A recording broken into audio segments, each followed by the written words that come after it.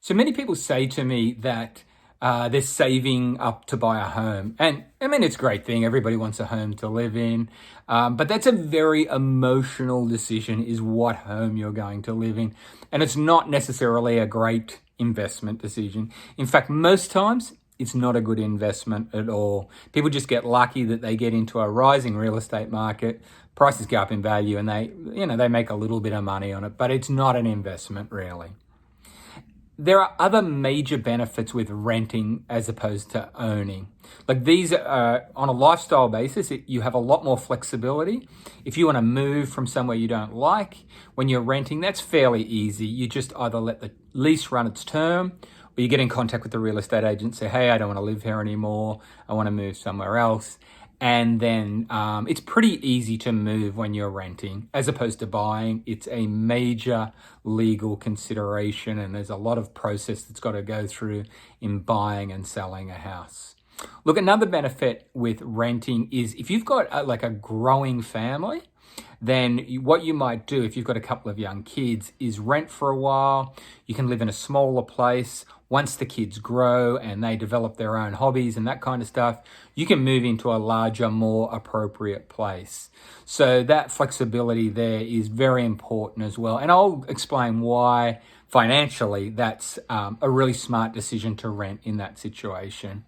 I mean, one of the major financial considerations are those costs.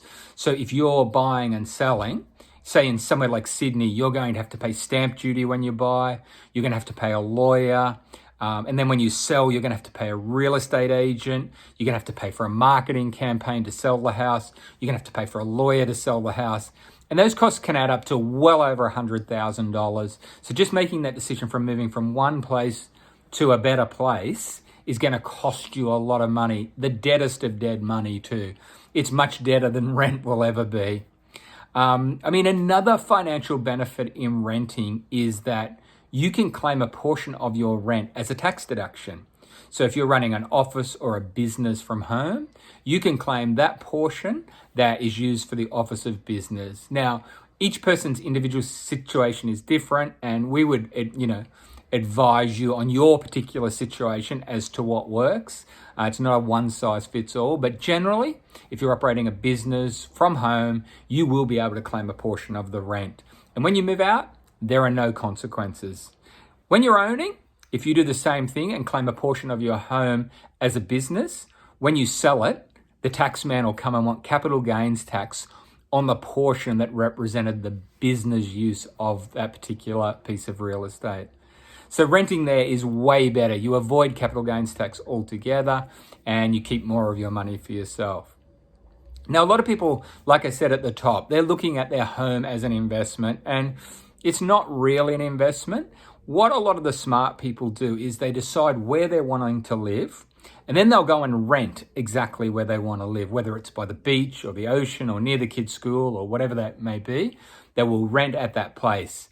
And then they will build their wealth separately from that. So they will start buying properties, and the properties they buy are going to have substantial benefits in the wealth building and tax saving area.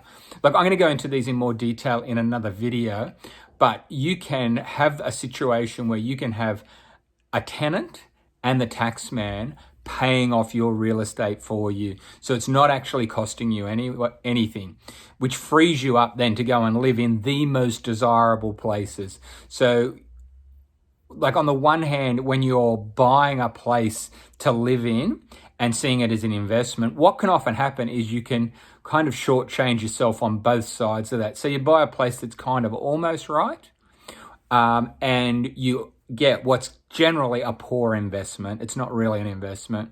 Whereas renting, you can rent exactly where you want to live at a much cheaper price, and then you can be making really smart investment decisions like buying real estate that is going to go up in value, that is going to deliver you major tax benefits and can be paid off, not by you, but by the tenant and the taxman.